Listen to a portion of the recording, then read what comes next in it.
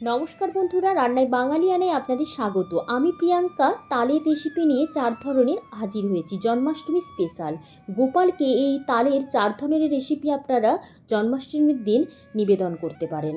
4 ধরনের যে রেসিপি দেখিয়েছি প্রত্যেকটা রেসিপি কিন্তু একদম পারফেক্ট মাপ সহ এখানে দেখানো হয়েছে। এখানে দেখানো হয়েছে যে তালের মানে বড়া যে ফুলুরি, এইটাও একদম নরম তুলতুলে তৈরি হবে। প্রত্যেকটা রেসিপি দেখতে থাকুন। প্রথমে আমি তালের পাল্প বা রস বের করার পদ্ধতি দেখাচ্ছি। এখানে আমি তালটা কীরকম নিয়েছি, বাজার থেকে কিনেছি। এটা কালো তাল, একদম কালো তাল, এবং নরম দেখে বাজার থেকে নেবেন। এরকম হাত দিয়ে দেখবেন যে একটু তপতপ করছে হাত দিলেই, মানে একদম টিপলেই দেখবেন একদম একটু মানে নরম হয়ে গেছে। আর তাহলেও বুঝতে পারবেন যে ওপরের দিকটা এই যে হাত দিয়ে খুলে নিতে পারবেন। আর তালটা কিন্তু কালো নেবেন। আর তালের যে লাল হয়, গায়ে ছোপ ছোপ দাগ হয়, ওই তালটা নেবেন না, তাহলে তেতো হয় তালটা। আর এই তালটা খুব মিষ্টি হয়। এরপরে আমি প্রত্যেকটাকেই মানে এই যে একটা গ্রেটার নিয়েছি, আমি অনেকগুলোতেই করে দেখিয়েছি। আপনাদের যেটা বাড়িতে আছে, যেটা সুবিধা হবে সেটাতে করবেন। এই যে গ্রেটারে করে যদি এভাবে কিচ্ছু করতে পারেন, লবণ জল কিচ্ছু তালেতে মেশাতে হবে না, শুধু তালটাকে হাত দিয়ে একটু চটকে নেবেন, দিয়ে তারপরে এভাবে এর হচ্ছে পাল্পটা বের করে নেবেন। এই রকমও যদি আপনাদের কাছে থাকে তাহলেও তালটা বেরিয়ে যাবে, এই যে দেখতে পাচ্ছেন। আর হচ্ছে যদি থাকে যে এরকম শক্ত, তবে ঝুড়ি নিতে হবে। এখানে নরম ঝুড়ি নিলে হবে না, শক্ত ঝুড়ি নিলে, প্লাস্টিক ঝুড়ি, তাহলেও তালটা এভাবে বেরিয়ে যাবে, মানে তালের রসটা। আবার এই রকম যদি সেই মানে ফুটো টাইপের যে ছিদ্রযুক্ত পাত্র থাকে, সে তাহলেও দেখবেন খুব সহজেই তালটা বেরিয়ে যাবে। এইটার উল্টো পিঠটাতেও বের করা যাবে, আবার এই সোজা পিঠটাতেও বের করা যাবে। আপনাদের যেটা সুবিধা হবে। আমার এখানে গ্রেটারটাই সুবিধা বলে মনে হয়েছে বেশি, সেই জন্য গ্রেটারে করে নিয়েছি। আপনাদের যেটা বাড়িতে আছে সেটা দিয়েই করে দেবেন, ছোটো গ্রেটারটা হলেও হবে। এভাবে তালের আমি পাল্পটা বের করে নিয়েছি। আর এই যে দেখতে পাচ্ছেন একদম শুকনো, মানে একদম সাদা হয়ে গেছে, ওইগুলো ফেলে দিচ্ছি। এরপরে হচ্ছে আমি তালটার যে মানে ছেঁকে নিচ্ছি, তার কারণ এর মধ্যে না অনেকটা পরিমাণ দেখবেন সুতো সুতো একটা থাকে, ওইগুলো যাতে মুখে না লাগে কোনো খাবার বানাতে গেলে। এই যে দেখতে পাচ্ছেন, এই জন্য এই ছেঁকে নিতে হবে তালের পাল্পটাকে। তালের পাল্প রেডি পুরোপুরি। এরপরে আমি করে দেখাবো তালের বড়া বা ফুলুরি, যেটাই বলেন। এখানে মাপটা ভালো করে দেখে নেন। যে কোনো একটা বাটির মাপ করে নেবেন। সেই বাটির মাপে 3 বাটির মতো আমি নিয়েছি, মানে 3 বাটির মতো এখানে নিয়েছি তালের পাল্প। আর নিয়েছি এখানে চিনি হাফ বাটিরও কম, আর একটুখানি সামান্য পরিমাণ দিয়েছি হচ্ছে এখানে মৌরি দিয়ে, আর গুঁড়ো করে নিয়েছি। এরপরে হচ্ছে লবণ দিয়েছি, যেহেতু হচ্ছে মিষ্টি জিনিস, তাই স্বাদটা ঠিকঠাক ব্যালেন্স করার জন্য একটু সামান্য পরিমাণ লবণ। আর একটু মৌরি গুঁড়ো দিলেও না খেতে খুব ভালো লাগে এটা। আর চিনিটাকে কিন্তু একদম পেস্ট করে নেবেন আর কি, মানে গুঁড়ো করে নেবেন। এরপরে এখানে দিয়ে দিচ্ছি হাফ বাটি নারকেল কোড়া, দিলে খেতে খুব ভালো হয়, আপনারা নারকেল কোড়া দিতে পারেন। এরপরে হাত দিয়ে ভালো করে মেখে নিতে হবে, মানে ফেটিয়ে নিতে হবে না। এখানে 1 বাটির মতো এখানে ময়দা ব্যবহার করতে হবে, সুজি লাগবে না, শুধু ময়দা। এখানে ময়দাটাকে অল্প অল্প করে মেশাতে থাকতে হবে, আর এইভাবে চটকে চটকে মাখতে হবে, মানে ফেটিয়ে নিলে হবে না। আর দেখবেন এইভাবে দেওয়ার সাথে সাথে একদম নরম হয়ে পড়ে যাচ্ছে, তাহলেই জানবে এটা পারফেক্ট তৈরি হয়ে গেছে একদম ভাজার জন্য। এটা রেস্টে রাখার কোনো প্রয়োজন নেই। এরপরে গরম তেল হাই ফ্লেমে ফুটতে দিয়ে দেবেন। হাই ফ্লেম হয়ে মানে হাই ফ্লেমেই রাখবেন পুরো বড়াগুলো, লো ফ্লেম বা মাঝারি ফ্লেম করার দরকার নেই। বড়াগুলো যেমনভাবে ইচ্ছা দেন, এগুলো একটু পরেই দেখবেন একদম ফুলে ফুলে উঠে যাচ্ছে উপর দিকে। এরপরে আমি এক ব্যাচ প্রথমে ভেজে নিলাম, এই যে লাল লাল করে। আর তালের বড়া একটু বেশি লাল, মানে কড়া করে ভাজবেন না, তাহলে কি হয় একটু তেতো লাগে। সেই ক্ষেত্রে মানে মাঝারি একটা বেশ সুন্দর তালের কালার যেরকম হয় সেরকম এসে গেলে এগুলো তুলে নেবেন। আবার তেল থেকে তুলে নেওয়ার পর আরও একটু ডিপ হয়ে যায় কালারটা। তো সেই জন্য একবার দেখতে পাচ্ছেন পান্তুয়ার মতো একদম গোল গোল হয়েছে। আর এগুলো টানা 2 থেকে 3 দিন আপনার একদম নরম তুলতুলে, মানে ওপরটা একটুখানি আস্তে আস্তে ওপরটা মানে নরমই হয়ে যায়। প্রথমটাই মনে হয় একটুখানি বেশ ক্রাঞ্চি থাকে, তারপরে আস্তে আস্তে নরম হয়ে যায়। তো তুলতুলে থাকবে, একবারে নরম তুলতুলে, মনে হবে যেন আস্ত মানে পান্তুয়া খাচ্ছি মনে হবে, এতটাই সুন্দর হয় এই তালের মানে বড়া বা ফুলুরিটা। তারপরে এইভাবে আমি একটা টিস্যু পেপারের মধ্যে তেল থেকে ছেঁকে তুলে নিচ্ছি। আমার তালের বড়া আর ফুলুরি একদম রেডি। আর আপনারা এই তালের রসটাকেও একটু ফুটিয়ে যদি ডিপ ফ্রিজে ঠান্ডা করে নর্মাল ফ্রিজেও রাখতে পারেন, আবার ডিপ ফ্রিজেও রাখতে পারেন, রেখে দিলে অনেক দিন পর্যন্ত 2 থেকে 3 মাস পর্যন্ত তালের এই পাল্প বা রসটা এটা একদম মানে রয়ে যাবে, মানে রেখে দিতে পারবেন অনেক দিন পর্যন্ত। এরপরে আমি তালের ক্ষীর বানিয়ে দেখাবো। সেই জন্য এখানে আমি নিয়েছি গোবিন্দভোগ চাল, যে পায়েসের চালটা হয়, পায়েসের চাল এখানে নিয়েছি। মানে 5 টেবিল চামচের মতো নিয়েছি, মানে 1 মুঠোর মতো ধরতে পারেন। দিয়ে 1 ঘন্টা জলে ধুয়ে ভিজিয়ে রেখেছিলাম, মানে 1 ঘন্টা চালটাকে ভিজিয়ে রেখেছিলাম, ধুয়ে নিয়েছিলাম প্রথমে পরিষ্কার করে। এরপরে দুধ 500 নিয়েছি এখানে, এমনি লিকুইড দুধ। তার মধ্যে দিয়ে দিচ্ছি 2টো তেজপাতা, আর দিয়ে দিচ্ছি একটু দুধটা মানে যখন একটু গরম হয়ে গেছে, এরপরে আমি চালগুলো দিয়ে দিচ্ছি। চালগুলো দেওয়ার পর একটু নেড়ে নিতে হবে, না হলে এটা আবার মানে একটার সাথে একটা একটু লেগে যেতে পারে। এরপরে কুচনো এখানে 7 থেকে 8টা দিয়ে দিচ্ছি আমি কাজু। আপনারা কাজুটাকে মানে যতটা ইচ্ছা দিতে পারেন, মানে 7-8টাও দিতে পারেন, 5-6টাও দিতে পারেন, একটু কুচিয়ে দিলে ভালো লাগে মুখে খেতে, মানে গোটা গোটার থেকে। এরপরে ফুটে গেছে অনেকটা, এরপরে আমি লো ফ্লেম করে দেবো। হাই ফ্লেমে দুধটাকে ফুটিয়ে নিয়েছি, এরপরে লো ফ্লেম করে একদম ভাতটাকে মানে এই যে চালটাকে সেদ্ধ করে নেবো পুরোপুরি। এখন দেখতে পাচ্ছেন চালটা আমার পুরোপুরি সেদ্ধ হয়ে গেছে। তবে তাল ক্ষীর যদি এইভাবে চাল দিয়ে বানান না, দুর্দান্ত মানে স্বাদ হয়, দুর্দান্ত খেতে লাগে। এরপর স্বাদ অনুযায়ী চিনি দিয়ে দিলাম। চিনিটা তালের যেহেতু একটা মিষ্টতা আছে, সেই জন্য চিনিটা সেরকম পরিমাণই দিতে হবে। দেওয়ার পর একটু নেড়ে চেড়ে নিলাম। নেড়ে চেড়ে নেওয়ার পর এই যে এক এক করে এই তেজপাতাগুলো সরিয়ে দিচ্ছি। এরপরে দিয়ে দিচ্ছি তালের পাল্প, মানে 1 বাটির মতো দিয়ে দিচ্ছি তালের পাল্প। তালের পাল্পটা আপনারা চাইলে একটু বেশি কম দিতে পারেন, অসুবিধা নেই। তালের পাল্পটা দেওয়ার পর ওপর থেকে আমি দিয়ে দেবো কিছুটা পরিমাণ এখানে হচ্ছে নারকেল কোড়া। নারকেল কোড়া দিলেও মানে ভীষণ ভালো লাগে, মানে এই পায়েসটা যদি নারকেল কোড়া দেন দারুণ লাগে। যে নারকেল কোড়া বেশ অনেকটা পরিমাণে দিয়েছি, এতে করে স্বাদটা বেশ সুন্দর হয়। এখন কিন্তু ফ্লেমটা লোতেই আছে। আর হচ্ছে এটা দেওয়ার পর ভালো করে নেড়ে চেড়ে নেব। এখানে ওই ক্লিপটা বোধহয় কোনোভাবে তোলা হয়নি। এরপরে হচ্ছে এইখানে কালারটা যাতে আরেকটু সুন্দর আসে, সেই জন্য এখানে আমি একটুখানি হলুদ কালারের বাতাসা ব্যবহার করেছি। এতে স্বাদ বা গন্ধ কোনোটাই মানে বাড়বে না, তবু একটু কালারটা ভালো লাগার জন্য আমি এখানে ব্যবহার করেছি। আর এখানে আপনারা চাইলে দিতে পারেন হচ্ছে এলাচ। এলাচ হচ্ছে আমি দিইনি, তার কারণ তালের সেন্টটা আমার মনে হয় মানে তবে ভালোভাবে পাওয়া যায়। এলাচ দিলে এলাচের একটা সেন্ট আছে নিজস্ব, সেই জন্য আমি এখানে এলাচ দিইনি। এলাচ আপনারা একটু থেতো করে দিয়ে দিতে পারেন এখানে যদি কেউ চান। এরপরে যেহেতু মিষ্টি জিনিস, এই একটু সামান্য পরিমাণ লবণ দিয়ে দিলাম। দেওয়ার পর এখন কিন্তু এই রকম অবস্থাতেই আমি নামিয়ে নেব, কারণ এটা আবার একটুখানি আরও টাইট হয়ে যাবে ঠান্ডা হয়ে গেলে। সেই জন্য ক্ষীরটা এখন পুরোপুরি রেডি, এরকম একটু মানে পাতলা থাকবে, সেই অবস্থাতেই নামিয়ে নিলাম। এরপরে ক্ষীরটা পরিবেশন করে দেখিয়ে দিচ্ছি। ক্ষীরটা তো দুর্দান্ত খেতে হয়, এভাবে যদি গোপালকে আপনারা পরিবেশন করে দেন তাহলে গোপালও খুব খুশি হবে। ওপর থেকে একটুখানি মানে নারকেল কোড়া দিয়ে সাজিয়ে দিচ্ছি। আমার তালের ক্ষীর পুরোপুরি রেডি। এরপরে আমি তৈরি করব মালপোয়া, তালের মালপোয়া। এইটা কিন্তু পারফেক্ট মানে মাপটা দেখে নেবেন, তাহলে আপনাদেরও এই রকমই একদম ফুলবে মালপোয়াটা। এখানে আমি নিয়েছি 2 বাটি চালের গুঁড়ো, কেনা চালের গুঁড়ো আমি নিয়েছি। যে কোনো একটা মানে বাটি বা কাপ আপনারা নিয়ে নেবেন, সেই মাপেই সব নেবেন। আর 1 বাটি নিয়েছি ময়দা। আর এখানে নিয়েছি গুঁড়ো দুধ, এখানে 2 টেবিল চামচের মতো নিয়েছি, আপনারা কম বেশি করতে পারেন দুধটাকে। আর চিনি নিয়েছি এখানে 3 টেবিল চামচের মতো নিয়ে নিয়েছি চিনি।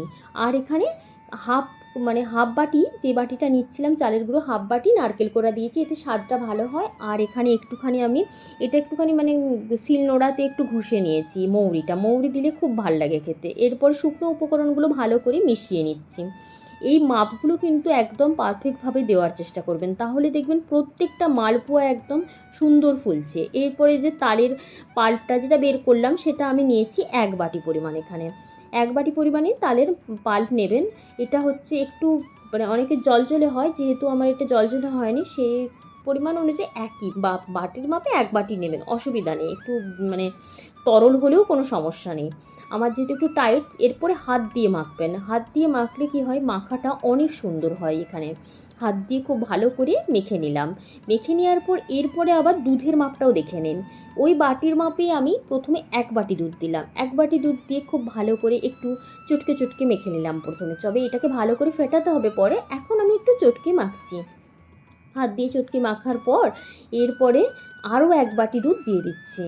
মানে দুধের পরিমাণটা একদম পারফেক্ট হতে হবে, তবেই কিন্তু মালপোয়াগুলো পারফেক্টভাবে ফুলবে। এরপরে দেখতে পাচ্ছেন খুব ভালো করে হাত দিয়ে আমি আবারও মেখে নিচ্ছি।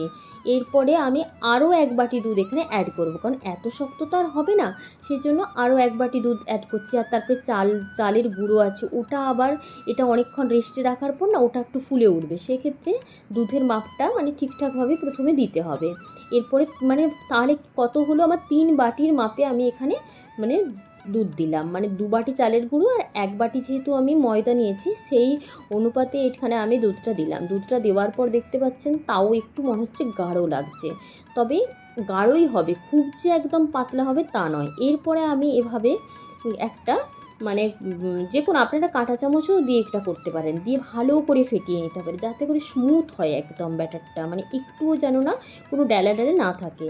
এরপরে হচ্ছে আমার মনে হচ্ছে যে তাও শক্ত লাগছে ব্যাপারটাকে, তার জন্য এখানে আমি দিয়ে দিচ্ছি এই যে দুধ। এখানে মানে 3 থেকে 4 টেবিল চামচের মতো দুধ দিয়েছি। দেওয়ার পর এটা আবারও একটু ভালো করে মিশিয়ে নিচ্ছি। আপনাদের এই জায়গায় 5-6 টেবিল চামচও দুধ লাগতে পারে, ওটা আপনারা তখন বুঝতে পারবেন। আমি এটা কতটা গাঢ়ত্ব হচ্ছে সেটা পরে আমি দেখাচ্ছি। এটা এখন এরপরে ভালো করে ফেটিয়ে নিয়ে এই যে দেখতে পাচ্ছেন মানে মাঝারি হবে একদম, মানে না খুব গাঢ় না খুব পাতলা। এরপর ঢাকা দিয়ে এটা 3 ঘন্টা রেস্টে রেখে দিচ্ছি। 3 ঘন্টা রেস্টে রাখলে এটা দুর্দান্ত ফুলবে।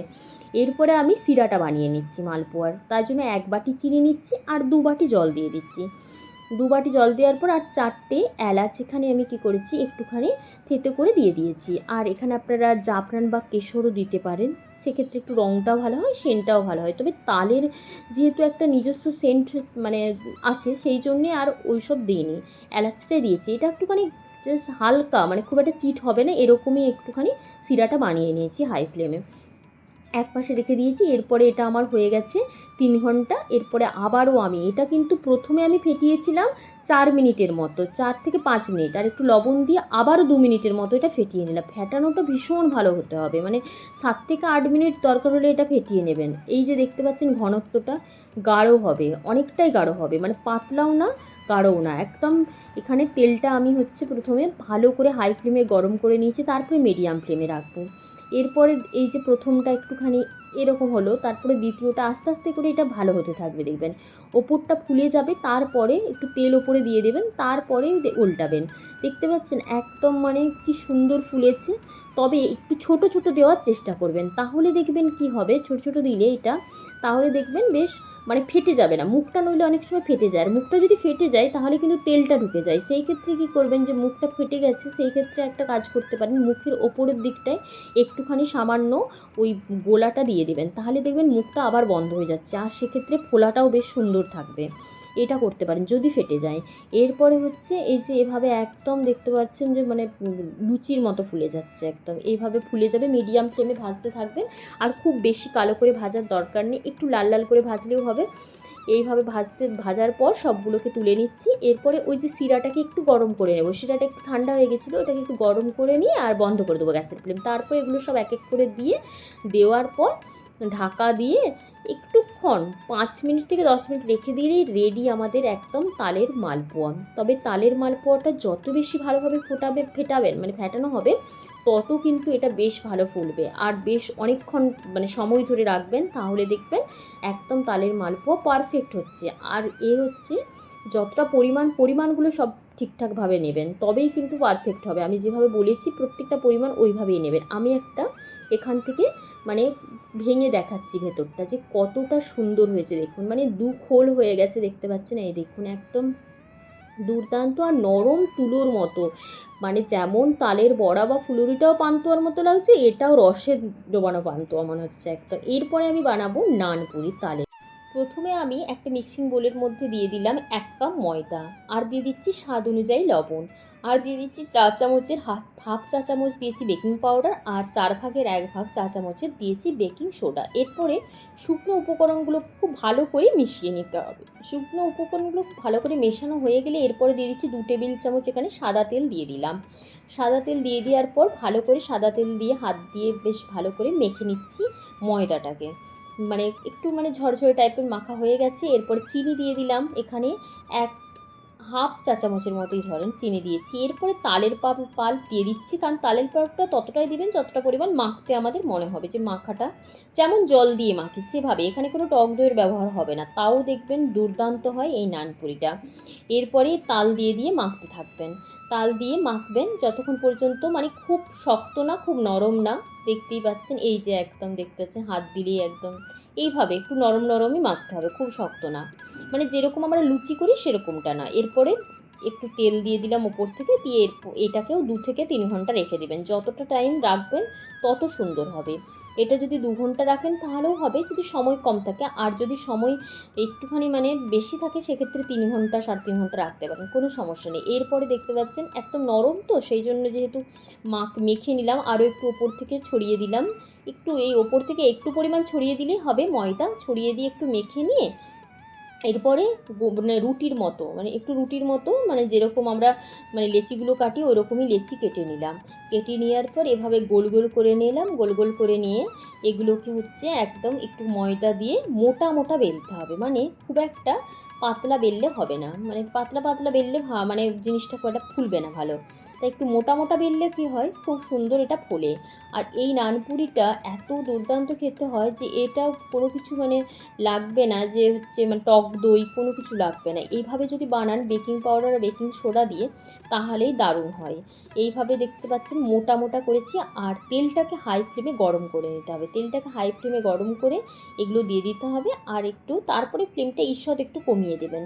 এরপর দেখবেন আমি দেখাচ্ছি যে কতটা দুর্দান্ত এটা ফুলেছে। দেখুন একবারে মানে দারুণ ফুলেছে। যেমনই আপনি বেলুন এটা দারুণ হবে, মানে বেলাটা মানে ভালো হোক আর খারাপই হোক সেক্ষেত্রেও এগুলো কিন্তু এতটাই সুন্দর হবে। তারপরেও নানপুরিগুলো এইভাবে আমি নানপুরিগুলো এক এক করে ভেজে তুলে দেখিয়ে দিচ্ছি। এইরকমও দুটো হয়েছে, আরও মানে এরকমই বেশি হয়েছে। আরেকটা দেখুন, এটাও হচ্ছে মানে অতটা ফোলেনি, কিন্তু এটাও একটা অন্যরকম হয়েছে একদম নানপুরিটা দেখতে। এভাবে আমি সবগুলোকে ভেজে নিলাম। আর রেসিপিগুলো এক এক করে দেখিয়েও দিলাম। আপনারা এই রেসিপিগুলো প্রত্যেকটাই ফলো করবেন, তাহলে আশা করি আপনাদের প্রত্যেকটা রেসিপি সুন্দর হবে। মানে জন্মাষ্টমীর দিনটা মানে গোপালকে আপনারা খুব ভালো ভালো রেসিপি উপহার দিতে পারবেন। এরপরে ভেতরটা দেখে দিচ্ছি, দেখতে পাচ্ছেন 2 খোল হয়ে গেছে। আর বন্ধুরা আমি একটা কলা পাতার মধ্যে এই প্রত্যেকটা রেসিপি সাজিয়ে দেখাচ্ছি পরিবেশন করে, কেমন লাগছে দেখতে। প্রত্যেকটা রেসিপি যদি আপনাদের সুন্দর লেগে থাকে বন্ধুরা, আর প্রত্যেকটা রেসিপি যদি আপনারা খুব ভালোভাবে বুঝতে পেরেছেন, তাহলে কিন্তু আমাকে জানাবেন।